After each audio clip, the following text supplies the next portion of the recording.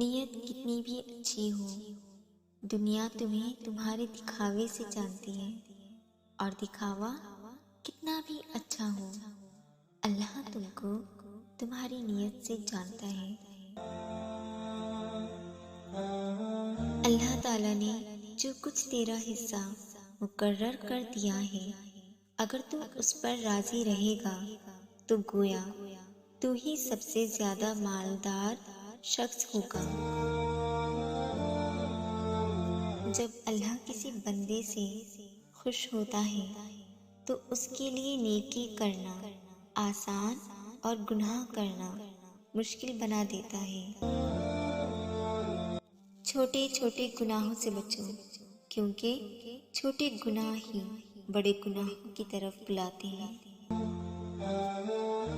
جس دن تمہیں قرآن سمجھ میں آ گیا، اس دن تمہارا نہ کوئی مسلک ہوگا نہ کوئی فرقہ۔ محبت جب اللہ سے ہو جاتی ہے تو ملاقات کی تڑپ فجر سے شروع ہوتی ہے اور تہجد پر ختم ہوتی ہے۔ سچی توبہ کرنے والے کا ایک آنسو دوزخ کی آگ سے بجھانے کی طاقت رکھتا ہے۔ وہ روح کبھی نہیں مرجھاتی جس کی پیاس قرآن پاک کی تلاوت سے بجھتی ہو۔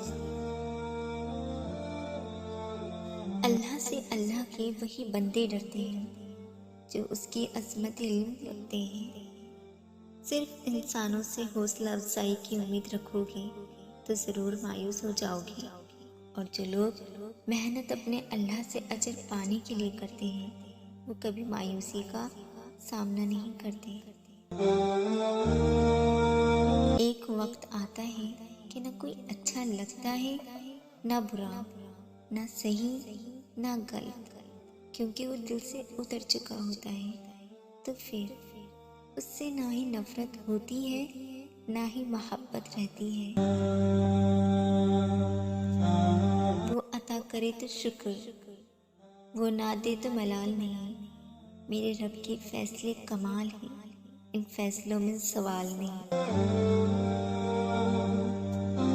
اگر عبادت کرنے کے بعد بھی تم پر مشکلیں آ رہی ہیں تو اللہ کا شکر ادا کرو، کیونکہ اس نے تمہیں پسند کر لیا ہے۔ تمام تعریفیں اس ذات کے لیے ہیں کہ وہ جسے توڑے اسے کوئی جوڑ نہیں سکتا، اور جسے وہ جوڑے اسے سارے توڑنے والے مل کر بھی توڑ نہیں سکتے۔ جو شخص پابندی سے استغفار کرتا رہے، اللہ تعالیٰ اس کے لیے ہر تنگی سے نکلنے کا راستہ بنا دیتا ہے۔ تم جنت نہ مانگو، بلکہ تم دنیا میں ایسے کام کرو کہ جنت تم کو مانگے۔ نبی کریم صلی اللہ علیہ وآلہ وسلم نے ارشاد فرمایا، جو مسلمان ظلم کے ساتھ چلتا ہے حالانکہ وہ جانتا ہے کہ یہ آدمی ظالم ہے، وہ اسلام کے دائرے سے خارج ہو جاتا ہے۔